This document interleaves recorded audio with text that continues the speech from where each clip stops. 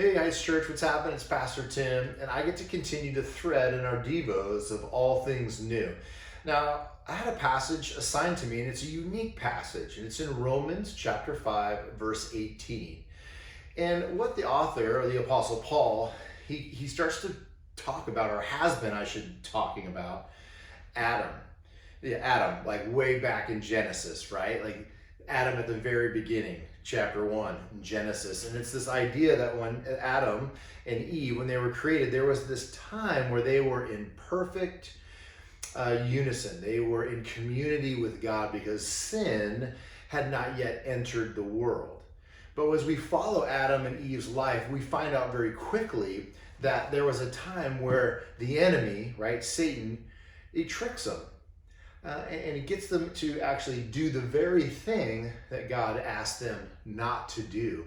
And so therefore we know that that doctrine of sin entered the world through Adam, and that through Adam, there's a separation between Adam and Eve and God. So there's a separation between man and God, and it made things kind of go haywire. It was never God's intention. It was not his original plan, but because of the disobedience, sin entered the world, right? Sin entered the world. This disease, if you will, that brought in death and decay. It brings in all things unnatural. That goes against what God had planned.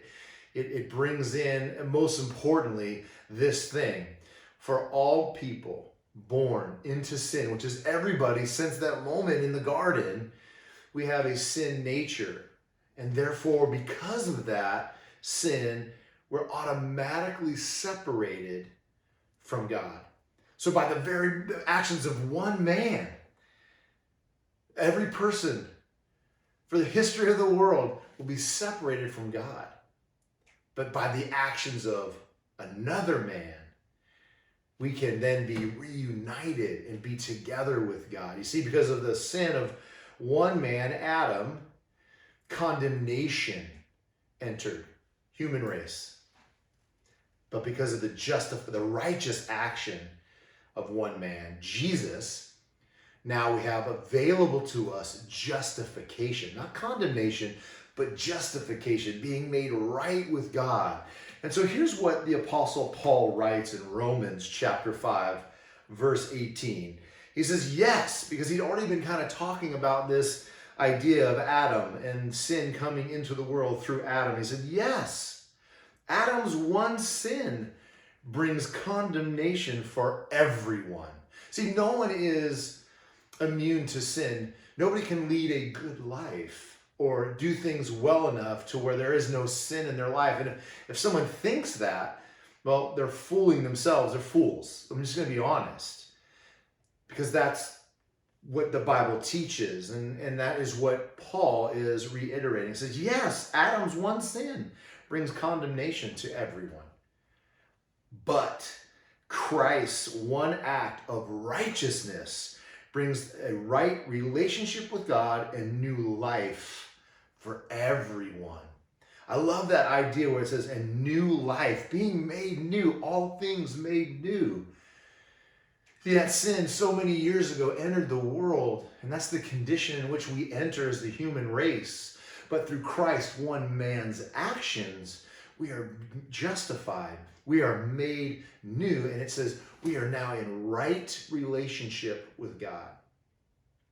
Here's a simple illustration. You see, our sin had to be paid for. It couldn't just be left alone and ignored. God is a just God. He's not just going to look upon our sin and ignore our state within our sin nature, right? It's like this idea. Matter of fact, Billy Graham tells a story. He told a story where he was driving through the South one time. This was early in his ministry. He was driving through the South, and he got caught for speeding. And so the officer who pulled him over, well, he ended up taking him into the courthouse. The funny thing was, he says that the courthouse was actually also coupled with the barbershop. The barber of this little town was actually the judge as well. And so he comes in, he finishes this guy's shave, and says, okay, let's go. They go into another room. He puts his robe on. He sits behind this desk. And so they begin to share this story of how he got caught speeding. And so here's what happens. he says, you know what, that fine for speeding is going to be $10. You have to pay the fine of $10. Now, back then, $10 was a ton of money. But in that moment, the judge also recognized Billy Graham. And hey, aren't you Billy Graham? My family, we listen to your radio show and we get your publications, and you're Billy Graham, right? He said, yeah, he was kind of embarrassed. He said, yeah, I am. I'm Billy Graham. Billy Graham admittedly said, I thought I was getting off. He said, man, he knows I'm Billy Graham. I'm going to get off here. I'm not going to have to pay this fine. He goes, yeah, I am Billy Graham. And in that moment, Billy Graham actually started to put his wallet back into his pocket. And the judge looks at him and goes, well, that'll still be $10. He still had to pay the fine. But here's what happened. The judge in that moment said, you know what I'm going to do? And the judge pulled out his own wallet. He pulled out $10. He said, I'm going to pay your fine for you. You've done so much for my family and in your ministry, so I'm actually going to pay the fine. I still had to be paid, so I'm going to pay the fine so that you are free to go. Here's what happened. That judge, who was not guilty of any crime in that moment, decided to pay the price for Billy Graham's crime. You see, it still had to be paid. He wasn't going to be able to write it off in the books and act like it never happened. And it's the same with our sin.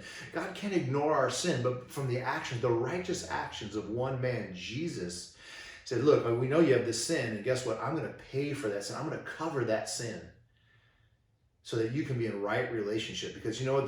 The bill had to be paid. The fine had to be paid for Billy, for him, in order to be free. And with our sin, right, that entered through Adam, to be made new and in right relationship with God, the actions of a righteous man, Jesus, both God and man as one on the cross, covered and paid for our sin. For those who will receive it, we are made new.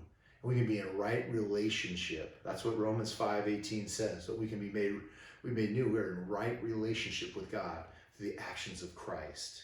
Don't ever forget, like, our sin had a big cost, and it was paid for by Jesus. But you and I can be made new. We can walk in that new nature because of Jesus. You and I, my friends, are new. We don't have to live in our past. We don't have to feel bad about what had happened. We have been made new, and we can live in those freedoms. So may you today walk in those freedoms as you have been made new in Christ. Don't live in the condemnation of Adam and the sin, but live in the freedom of the justification that came through the righteousness of Christ on the cross. Have a blessed day, and we'll see you next time.